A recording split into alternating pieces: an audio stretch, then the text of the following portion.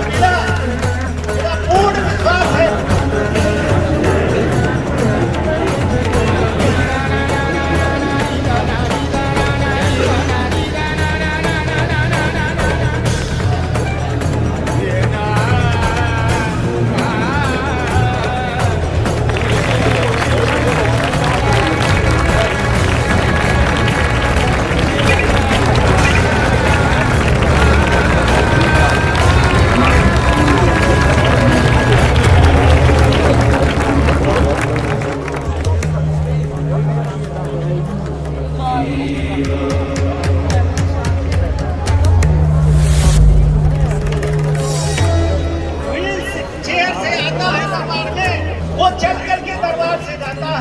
जिनकी आंखें बचपन से नहीं है, रोशनी नहीं है आंखों में, वो दरबार से देख करके जाता है। ऐसी शक्तियां गुरु जी के पास है। मैं आगे बताना चाह रहा हूँ कि गुरु जी को मैंने बार बार कह करके कि गुरु जी जो स्कूल का उद्घाटन कराऊंगा तो आपके ही हाथों से कराऊंगा, और गुरु जी का आशीर्वाद हमको मिला। मेरा पूर्ण विश्वास है कि गुरु जी के आशीर्वाद के माध्यम से इस जनपद में जितने यहाँ से अधिक बच्चों का मैं अच्छे शिक्षकों के माध्यम से उनको अच्छी शिक्षा दे करके यहाँ से भेजने का प्रयास करूंगा। और ये विश्वास दिलाता हूँ कि आगे कुछ दिनों में ये millennium world school Uttar Pradesh में अपने शिक्षा के माध्यम से एक स्थान बनाने के लिए मैं भरसक प्रयास करूंगा कि एक अपने उत्तर प्रदेश में इसका स्थान बने। करोली शंकर महादेव की ऊंची गुरुदेव, करोली शंकर महादेव की ऊंची गुरुदेव, करोली शंकर महादेव की बहुत धन्यवाद। मैं चाहता हूँ कि हमारे सुल्तानपुर जनपद के सभी जनपदवासी निरोगी रहें और ये स्कूल को अपना आशीर्वाद प्रदान करें। इसी आशा के साथ कि आज गुरु जी हमारे सुल्तानपुर में आए हैं, आगे ये सुल्तानपुर के सभी रहने वाले जनपदवासी सभी लोग निरोगी रहेंगे। आज गुरु जी ऐसा आशीर्वाद लेकर के यहाँ से जाएंगे। पूज्य गुरु जी बोलिए सदगुरुदेव भगवान की।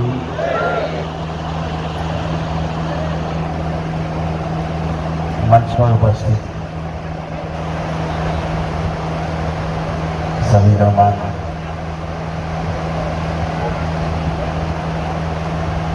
और समाज के सभी पुरोधा जो समाज सेवा में रहते हैं, मंच पर बैठे लोग भी, मंच के नीचे भी बैठे ऐसे सभी लोग, सभी को प्रणाम करता हूँ। आपके सेवा भाव को प्रणाम करता हूँ और सर्वप्रथम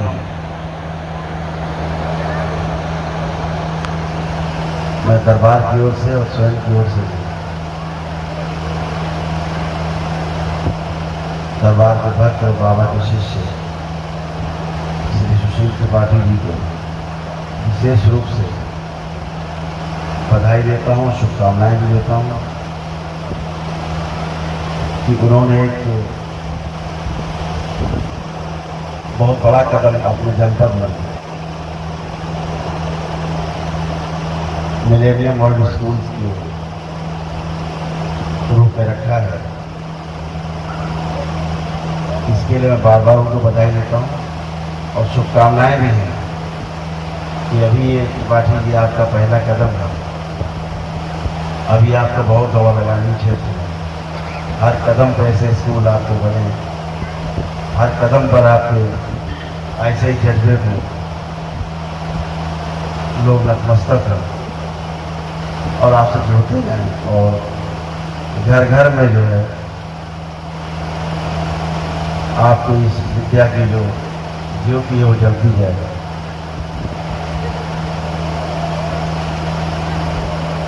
समाज में तीन ही सेवा के क्षेत्र हैं।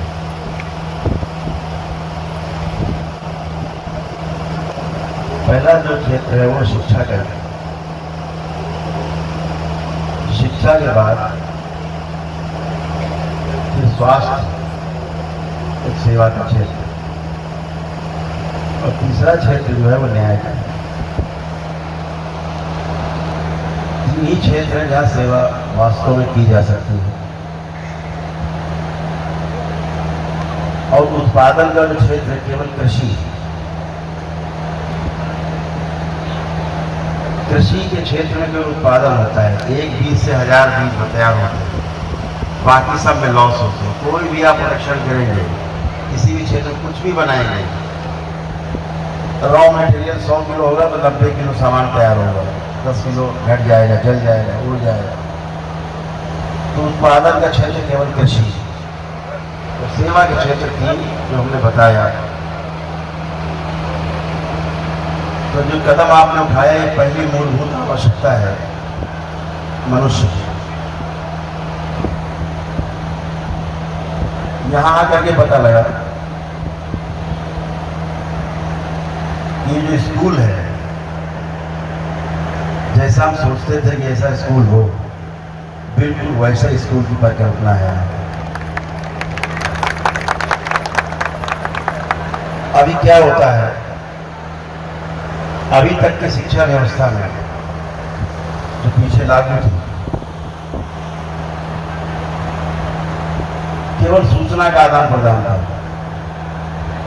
और सूचना के आदान प्रदान के कारण डिग्री तक पहुंचना, और नौकरी मिल जाने के बाद डिग्री बक्से के अंदर बंद, फिर उस डिग्री का इस्तेमाल नहीं, सर्टिफिकेट्स का इस्तेमाल बिल्कुल बंद। नौकरी मिली, सर्टिफिकेट बक्से के अंदर। लेकिन जो शिक्षा के साथ जो स्किल डेवलपमेंट का जो कार्यक्रम है, स्कूल का उद्घाटन कराऊंगा तो आपके ही हाथ बच्चों को से सीखने कराऊंगा। सिखाने के लिए मिले, और जो उनके जीवन में काम आए, संस्कार भी साथ मिले, जो उन्हें एक अच्छा व्यक्तित्व प्रदान करे। तो ये सब इस स्कूल में देखने को मिल रहा है। जो उनकी परिकल्पना है मिलेनियम वर्ल्ड स्कूल्स की, मैं उनको बधाई देता हूँ कि उनकी परिकल्पना साकार हो, और सभी लोग इस बात को समझना चाहें, जितने भी माता पिता हैं। हर माता पिता चाहता है कि मेरा बच्चा अच्छा डॉक्टर बने, अच्छा इंजीनियर बने, अच्छा ऑफिसर बने, या अच्छा राजनेता बने। लेकिन हमारे ऋषि मुनियों की जो परिकल्पना थी, वो सबसे पहले ये थी कि हमारा बेटा एक बहुत अच्छा बेटा बने, अच्छा आदमी बने, और अगर एक अच्छा डॉक्टर, एक अच्छा आदमी भी है, एक अच्छा इंजीनियर है, एक अच्छा आदमी भी है, एक अच्छा नेता है, एक अच्छा आदमी भी है, तो समाज में निश्चित रूप से खुशहाली बढ़ती है। अक्सर आप सुनते होंगे कि बोलते डॉक्टर तो बहुत अच्छा है लेकिन बदमाश है, बड़ा बदतमीज है, ठीक से बात नहीं करता। डॉक्टर तो बहुत अच्छा है। ये जो कमी दिखती है समाज में, ये इसी प्रकार के स्कूल से दूर हो सकती है, जहाँ पर नैतिक शिक्षा भी हो, मूल्य शिक्षा भी हो, कुछ करने की शिक्षा भी हो। और एक अद्भुत बात है, अभी स्कूलों से जो चीजें गायब थी, अगर बच्चों से पूछा जाए, तो कई स्कूल से जाते थे, पूछते थे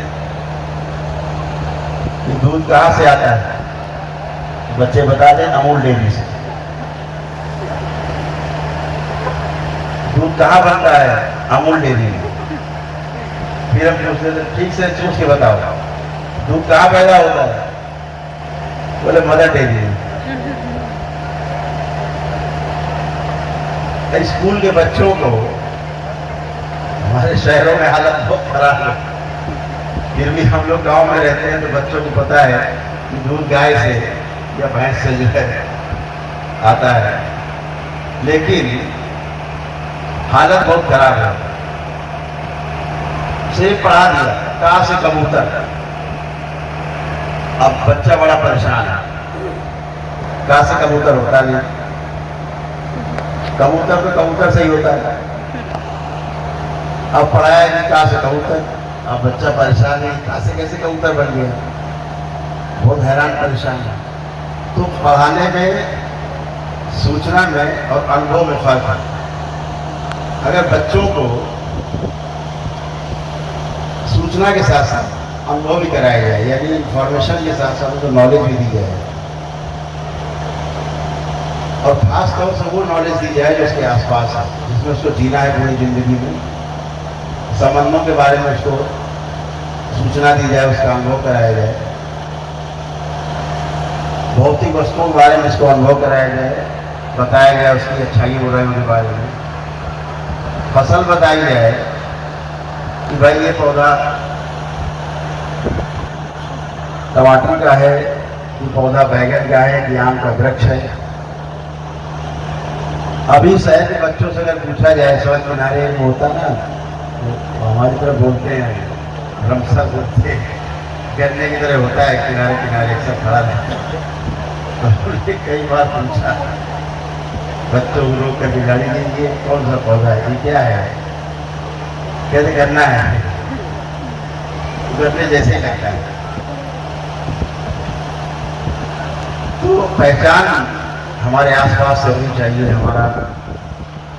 हमारी धरती से, हमारे पेड़ पौधों से, हमारे चांद सूरज, हमारा क्या रिश्ता है इनसे, हमारे क्या संबंध है इनसे, हमें कैसे जीना है इसके साथ। पर्यावरण पे तो बहुत ज्यादा ध्यान देना चाहिए। अभी पर्यावरण में जब जाते हैं, बच्चों से पूछो तो बच्चे एक समस्या बताते हैं, थोड़ा पढ़े लिखे बच्चे बताते हैं, उनसे पूछो भाई ये पर्यावरण की समस्या क्यों आ रही है, ग्लोबल वार्मिंग क्यों है, तो बताएंगे कि वो ओजोन जो परत है ना, वो उसमें छेद हो गया है। हम पूछते स्कूल बच्चों से क्यों हो रहा है वार्मिंग, तापमान क्यों बढ़ रहा है धरती में, तो वो ओजोन की जो परत है वो फट गई है, तो उससे क्या हो रहा है, तो उससे जो अल्ट्रावायलेट रेस है वो अंदर आ रही है, पराबैंगनी किरणें, और वो जो ओजोन से छन के आती थी वो तेजी से आ रही डायरेक्ट, उससे गर्मी बढ़ रही। तो पूछो कि अच्छा ये ओजोन पर फटी क्यों है, तो उसका जवाब नहीं है, बोले इतना है पर्यावरण थोड़ा गड़बड़ हुआ है। तो पर्यावरण कैसे गड़बड़ हुआ है, कोई रिक्शे वाले ने, कोई सड़क किनारे ढाबा चलाने वाले ने, या गांव के किसान ने पर्यावरण खराब नहीं किया है। पर्यावरण को खराब किया है हमारी खराब शिक्षा व्यवस्था ने,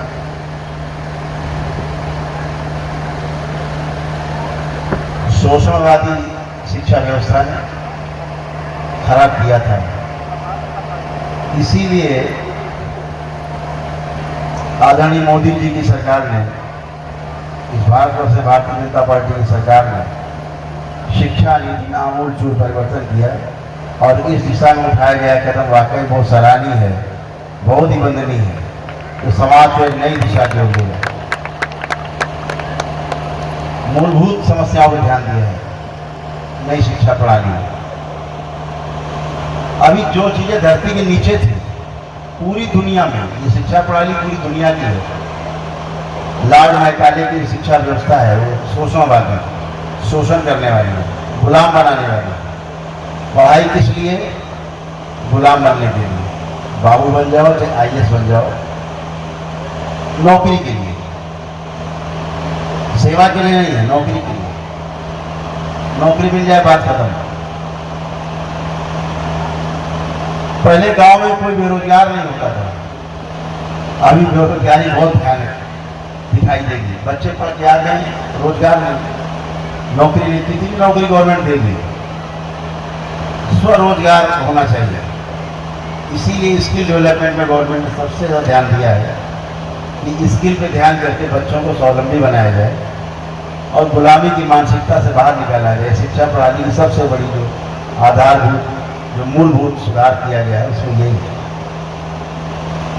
तो पढ़े लिखे लोगों ने क्या किया, पूरी दुनिया में जो चीजें जहां पर पृथ्वी में हैं उनको बिगाड़ देने का काम शुरू किया। जंगल काटने शुरू किए, पहाड़ काटने शुरू किए, धरती खोद करके उसे तेल निकालना शुरू किया, कोयला निकालना शुरू किया। ये धरती के आभूषण है। अगर महिलाओं के कान के बाले को पैर में अंगूठे पहना दिया जाए कैसा लगेगा आपको? कोई धारण करना नहीं चाहेगा। लेकिन अभी फंस गया है, पूरा समाज फंसा हुआ है। सड़ी गली शिक्षा व्यवस्था जो थी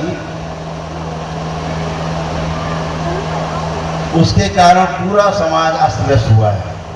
कोयला निकाल के धरती पे ले आए, जमीन के नीचे से तेल का दोहन करके ऊपर ले आए, धरती पर ऊपर ही नहीं लाए, उसका स्थान ही नहीं जो बदला गया, परिवर्तन किया मनुष्य ने, आग लगा दी उसने।